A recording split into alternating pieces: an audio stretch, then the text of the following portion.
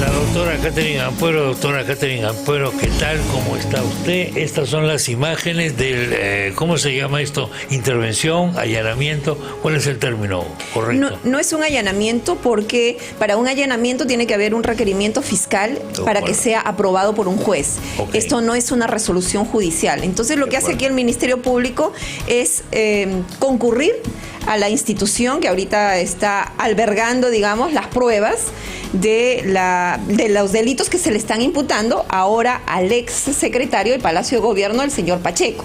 Recordemos que él está involucrado en los ascensos irregulares de los miembros de las Fuerzas Armadas y también en estos chats que demuestran claramente la comisión de delitos referido a la SUNAT. Entonces lo que hace el Ministerio Público es concurre, ¿para qué? Para asegurar el material probatorio y exige a las autoridades, en este caso a la Secretaría General de Palacio, que le exhiba la documentación que crean pertinente, ¿no? En otras palabras, lo que está haciendo el Ministerio Público es un acopio de elementos para posibles pruebas presentadas en una acusación. Sí, asegurar las pruebas. ¿Para qué? Para que no sean desaparecidas, no sean destruidas, no sean borradas, porque ya tenemos un caso anterior, como bien lo señalabas en minutos anteriores, en el caso Richard Swim, lo que trataron de hacer es eliminar las pruebas, borrar las pruebas, borrar los correos electrónicos. Pero gracias a los especialistas con los que cuenta el Ministerio Público, se pudo recuperar estos correos que ellos habían borrado del sistema, ¿no? ¿Qué tipo de cosas puede encontrar ahí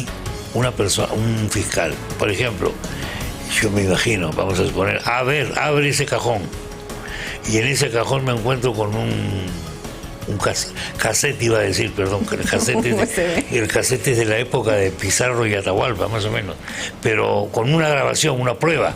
Una grabación, ¿puede encontrar eso o eso no lo encontraría ahí? ¿O un documento? Podría encontrar USB, documentos, pero por ejemplo, que el fiscal pida que le exhiban, por ejemplo, el registro de visitas de qué personas ha recibido el secretario general de Palacio. Eso sí lo tienen que tener ahí de todas maneras. Claro, lo tienen que tener y él tiene que dar fe de cómo lo están mostrando ese cuaderno de visitas para que no sea llenado posteriormente o borrado también. O borrado, que fue lo que intentó ocurrirse en el caso de Swing y compañía. Sí, porque querían eliminar, digamos, la prueba que acreditaba que Richard Swing era un asiduo visitante de Palacio de Gobierno y que era el expresidente de la República, Martín Vizcarra, quien recibía a Richard Swing, ¿no es cierto? Manipularon ese documento. El escándalo no es tanto la visita de Swing, sino el intento del presidente de mentir, o sea, de hacer que los demás mientan. Sí, ellos manipularon la información que tenían ahí, manipularon el registro de visitas, manipularon los correos electrónicos y es más, Martín Vizcarra, sabemos por los audios a los que hemos tenido acceso la ciudadanía y hemos escuchado cómo él coacciona o induce a las personas a mentir, ¿no es cierto? Claro, a la secretaria, al asistente, para que ellas mientan a la autoridad fiscal y finalmente pues entorpezcan el esclarecimiento de los hechos y estas conductas ilícitas queden impunes. Eso es lo que estaban buscando. Esta delegación del Ministerio Público está encabezada por un fiscal anticorrupción, correcto. ¿Cómo se le designa a este fiscal anticorrupción? ¿Por qué es esa persona la que está ahí y no otra? Existe en el Ministerio Público lo que se llama el turno. Entonces, de acuerdo al turno en que se han denunciado estos hechos, se han evidenciado estos hechos y que en esto ha tenido relevancia e importancia gracias a los medios de comunicación que hemos sabido de estos hechos ilícitos en los que ha incurrido el exsecretario de Palacio. Entonces ahí es donde asume competencia el fiscal anticorrupción que se encontraba de turno ese día. Entonces él asume la conducción de esta investigación y obviamente esta diligencia que ha hecho el día de hoy, si bien es cierto, debió haberlo hecho desde el primer día que se conocieron los hechos, porque justamente se corre el riesgo de que se destruya la documentación. Pero bueno, finalmente están ahí. Digamos. Se ha demorado, pero están ahí y ojalá que se pueda. Sobre todo que las autoridades de Palacio, y ahí me voy a referir a las palabras de la Premier que dijo que van a apoyar las investigaciones. Entonces, asumiendo ese compromiso de la señora Premier, esperamos que los que están ahorita en Palacio colaboren con los fiscales y exhiban toda la documentación que el fiscal les va a requerir. Comenzando por el señor Pacheco, que parece que sigue en Palacio en este momento, ¿no? Y eso es un grave peligro para la investigación. Sí. Ahí tenemos en la pantalla al doctor o señor Pacheco, entrando a la oficina. Esta mañana, esto ocurrió esta mañana. Después hubo un tuit, retiró el tuit, después volvió a retuitear, etcétera, etcétera. ¿Qué calificaciones profesionales, personales, qué tipo de perspicacia tiene que tener el fiscal que está haciendo esta diligencia ahora para darse cuenta de las cosas? Primero va a tener que dejar constancia, por ejemplo, de la presencia de este señor en la Secretaría General, porque se corre el riesgo de que su presencia ahí obedezca a una limpieza de material probatorio que quiere hacer para no dejar huella, no dejar indicio de las conductas ilícitas en las que él ha incurrido, ¿verdad? Entonces lo que tiene que hacer el fiscal definitivamente es asegurar el material probatorio para que su investigación tenga éxito, se esclarezcan los hechos y obviamente se dispongan las sanciones correspondientes. Vamos a poner un escenario un poco cinematográfico o policíaco, por ejemplo, que sería el siguiente. Llega este fiscal anticorrupción, ve que hay un escritorio, sabe que en ese escritorio ha estado despachando este caballero y dice, ábreme ese cajón, el cajón está con llave, ábreme ese cajón. ¿Qué pasa si el tipo dice, o quien sea dice, no lo abro? ¿Qué puede hacer el fiscal anticorrupción ahí?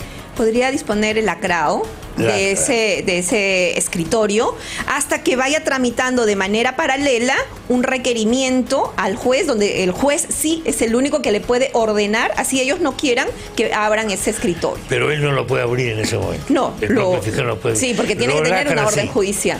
Lo lacra, o sea, lo sella. Exacto, para que nadie lo pueda manipular, nadie lo pueda abrir, ¿no? Y obviamente destruir el material probatorio que podría encontrarse dentro o al interior de este escritorio. Entonces, vamos a tratar de resumir un poquito. Lo principal que ahorita, desde acá, ¿no?, se nos ocurre que puede encontrar es los visitantes, los que han concurrido. También documentos, los correos electrónicos, porque seguramente estarán tratando de borrar, y aquí tenemos que saber con qué personas ha tenido comunicación, qué tipo de comunicación ha tenido, porque así como hemos visto WhatsApps donde estaba coaccionando a un funcionario de la SUNAT, es decir, amenazándolo para que beneficie a empresas con las que ellos probablemente tengan un amiguismo, tengan cercanía, no se sabe, pero probablemente también ese mismo modus operandi haya utilizado con otros funcionarios de la administración pública, donde ellos tenían intereses particulares. Bueno, pues vamos a ver, ¿cuándo conoceremos qué ha encontrado el fiscal? Bueno, yo creo que como la prensa está muy activa, este es un caso muy mediático, probablemente incluso al salir de la diligencia el fiscal ha señalado que va a dar declaraciones a la prensa porque él sabe que esto es de interés nacional. Sí, ¿no? Porque claro, si no van a pensar que está escondiendo algo, que es cómplice o lo que sea, comienza a correr la bola, sale eso en la prensa y se arma un escándalo mayor. Sí, y yo creo que en su despacho del fiscal ya deben estar preparando el requerimiento de un allanamiento e incautación para tramitarlo ante el juez. Tremendo. Bueno, las consecuencias que van a derivar de acá son de varios niveles. Uno es el nivel, vamos a decir, jurídico, el legal, etcétera. Sí. Pero este es un nivel político, ¿no? Y si me permite, otra diligencia muy importante y que se tiene que hacer de manera inmediata también es en el domicilio de este señor. Ah, sí, claro, absolutamente. Naturalmente, ¿no? Naturalmente. Eso es indispensable. Sí, y ya debió estar. Si yo fuera él, yo la mayor parte de los documentos los tendría en mi casa, no acá. Exacto. Y sobre estos temas... aunque ya no sé qué está pasando en la mente de la gente, cree que todavía se pueden esconder cosas. Ya es muy difícil. Ya no es tan fácil ya. Y bueno, quería agregar que este tipo de investigaciones no son nuevas. Ya venimos haciendo mucho este tipo de investigaciones. Entonces, un fiscal especializado como es el fiscal anticorrupción sabe perfectamente cuáles son las diligencias urgentes y necesarias para poder asegurar la prueba y por ende el éxito de las investigaciones. Bueno, pues este es uno de los temas que tenemos con Catherine. No lo teníamos previsto. Inclusive en la mañana estuvimos discutiendo, ¿va a ir el Ministerio Público o no va a ir el Ministerio Público? En fin, al final fue. Claro, estábamos discutiendo eso, ¿no? ¿Qué va a hacer porque ya las baterías de la prensa de alguna manera, o los focos estaban sobre la doctora, sobre sobre la fiscal, vaya. Sí. Que no dice nada, no hace nada, etcétera. Entonces, eso es una cosa pesada. Al final ha tenido que reaccionar. Pero hay otros temas que tienen que ver con asuntos de esta naturaleza. Antes de culminar ahí, para cerrar por el favor, tema, Catherine, no, este caso, no nos olvidemos, también involucra al por el tema de los ascensos irregulares, al ex ministro de Defensa, sí. Y esta investigación está a cargo de la fiscal de la Nación, y hasta ahora no hemos visto diligencias urgentes encaminadas, por ejemplo, a recabar material probatorio sobre la responsabilidad del ex ministro de Defensa, ¿no? Sí. ¿Tiene algún tipo, ya es ex ministro, tiene algún tipo de inmunidad o de aforo por haber sido ministro actualmente? Sí, cuando los hechos son cometidos durante el ejercicio del cargo, en este caso Ayala habría cometido los hechos que se le imputan cuando era ministro de Estado, entonces todavía tiene 5 años posteriores a haber dejado el cargo, que todavía tiene esta prerrogativa constitucional, y por ello es que su investigación no la puede hacer cualquier fiscal provincial, sino necesariamente la fiscal de la Nación. Pero eso evidentemente no significa que se le exonera de una acusación ni nada parecido. No, absolutamente que no. Incluso que el único que está exonerado de una acusación durante el ejercicio de su cargo es el presidente de la República. ¿Pero está exonerado también de investigaciones o no? No está ni el presidente de la República ni ningún ciudadano está exonerado de que contra su persona se pueda iniciar una investigación a nivel preliminar. Solo que en el caso del presidente de la República, para que pueda ser acusado y finalmente sentenciado en el Poder Judicial, necesitamos que deje el ejercicio de presidente de la República. Pero él sí podría ser investigado preliminarmente, como lo fue en su oportunidad Pedro Pablo Kuczynski o Martín Vizcarra. O Martín Vizcarra, efectivamente, esos fueron investigados siendo presidentes. Sí. Inclusive me acuerdo de la discusión que se armó sobre si el presidente va al local de la Fiscalía o la Fiscalía va al local del presidente, ¿te acuerdas? Claro, y cuando fui procuradora, por ejemplo, en la época de Pedro Pablo Kuczynski, obviamente ellos como altos funcionarios, ellos de acuerdo a la Constitución, ellos pueden señalar el lugar, el día y la hora en que se va a realizar la diligencia. Y en 2 diligencias en las que interrogamos al expresidente Pedro Pablo Kuczynski, se realizaron en Palacio de Gobierno, ¿no? Claro. Cuando él era presidente de la República. ¿Correcto? Sí, es correcto. Quiero decir, ¿es correcto que el presidente en este caso pueda decir dónde se somete a la... Sí, de acuerdo a ley, no solamente el presidente, sino también el ministro de Estado, también los congresistas, también, por ejemplo, los miembros del Tribunal Constitucional, todos los altos funcionarios del Estado. ¿No es demasiado privilegio, pregunto? Se entiende por lo que son la investidura que tienen de altos funcionarios del Estado y por digamos, las actividades que ellos realizan. Se supone que tienen una agenda bastante prolija, ¿no? Copada. Entonces, ellos sí tienen esa prerrogativa. Y hay que recordar, estamos invirtiendo tiempo en esto, pero creo que vale la pena, porque es lo que está ocurriendo. ¿Qué cara ponía el expresidente Kuczynski en ese trance, en ese momento? ¿Qué tipo de lenguaje corporal, por llamarlo, disculpando la bochafería de la expresión, ponía en ese momento? El lenguaje corporal que tuvo Pedro Pablo Kuczynski conmigo, pues fue de rabia, de cólera, hasta podría decir de odio, porque yo lo denuncié en su primer año de gobierno y él no lo podía disimular. En las diligencias que nos encontramos en Palacio, su lenguaje corporal fue bastante evidente hacia mi persona, que incluso dudó mucho en saludarme o no.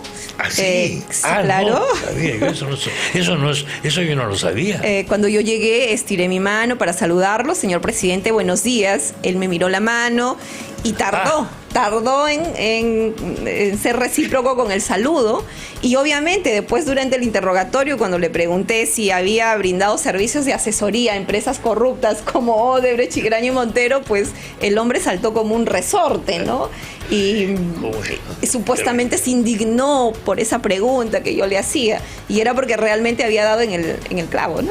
No te permite esa pregunta. Sí. Es lo que le pasa siempre. Por ejemplo, si yo no pago el alquiler, ¿no?, y vienen a cobrarme el alquiler al quinto mes que no pago, yo me hago el indignado, pues, para no pagar, ¿no? ¿Cómo te atreves a interrumpirme en la paz de mi hogar o cualquier tontería, digo? Exacto. Para salir del paso? Bueno, entonces son momentos, pues, críticos, son trances, ¿no?, que evidentemente, pues, yo no sé si la historia se repite, no se repite necesariamente, pero y ese tipo de cosas las tenemos cada vez más frecuentemente en el Perú, ¿no? Con mayor frecuencia en el Perú, ¿no? Algo nos ocurre, pues. Bueno, vamos a ver, a la salida del fiscal va a estar toda la prensa ya apelotonada, por supuesto. Como dice Catherine, algo va a tener que decir, algo va a tener que declarar, porque lo que está en juego acá es, atención con esto, la imagen del Ministerio Público, la imagen de la Fiscal de la Nación, amén de la imagen de la Presidencia de la República, pero en este momento los reflectores están por ese lado. Y si sale mellada la imagen del Ministerio Público es muy complicado, porque ya está mellada en parte, por lo menos. En fin, pero como en la vida, ¿no? Lo que manda es la actualidad. La habíamos invitado a Catherine para tratar los otros temas que nos quedan ahora en el tintero, pero que también lo vamos a tratar de todas maneras. Ha habido dos ministros, que es el ministro de Economía y el ministro de Justicia, con este enojoso tema de los parientes que ganan concursos de precios en el Estado, que ganan licitaciones, etcétera. Sale esta información y en este momento tanto el doctor Aníbal Torres como el doctor Pedro Franque pues han tenido que admitir que era verdad eso, que era verdad, y han tratado de corregir la situación. Ahora, el hecho de que intenten corregir la situación no significa necesariamente que el hecho no se haya cometido, que es un poco el caso de Pacheco, que dice, bueno, el hecho de que no he cometido nada indebido es que tal persona no fue atendida, o tal persona no le bajaron los impuestos en la ciudad. Pues el debate no es ese, el debate es si hiciste la gestión o no, y acá el debate es si el hecho existía o no existía. Bueno, tenemos a dos ministros de Estado, el ministro de Justicia y el ministro de Economía, que han incurrido en las mismas conductas que ellos han criticado en el pasado y que han criticado severamente.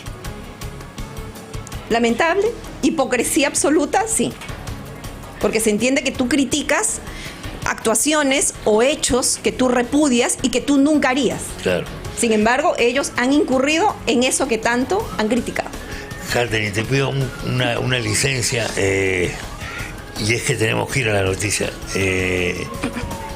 Vamos a continuar con Catherine, sí.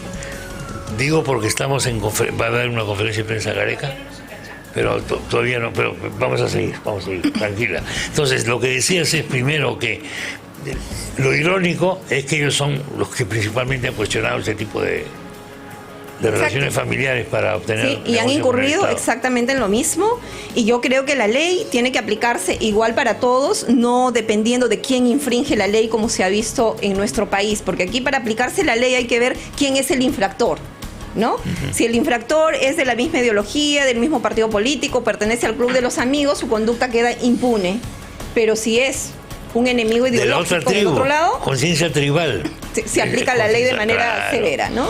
Conciencia tribal, todos los miembros de la tribu son buenos, pues, porque yo soy miembro de la tribu, no faltaba más. Y lo que señalabas del tema de Pacheco, su argumento de defensa es, bueno, finalmente las empresas han pagado los tributos, pero eso no quita la responsabilidad penal porque el hecho se ha concretado, y se ha concretado al partir del momento mismo en que él mandó esos chats pidiendo favores o beneficios irregulares, favorecimientos ilícitos a favor de terceras personas, ya sean naturales. Con éxito o sin éxito es otro tema. Eso a la ley no le interesa. Igual que en el caso anterior. En el tráfico de influencias que se le está imputando no interesa el resultado, interesa el hecho mismo de haber cogido el teléfono, haber llamado y haber exigido el cumplimiento de un ejercicio abusivo, ¿no? En un beneficio a favor de una tercera persona. Ahí se ha configurado el delito. Y si se hubiese producido, si hubiese tenido éxito la gestión, hubiese sido peor, digamos, ¿no? Porque se añadía el escándalo hecho. Digamos que el perjuicio económico al Estado hubiese sido mayor. Exactamente, un tema de... Bueno, vamos a tener que ir a la pausa.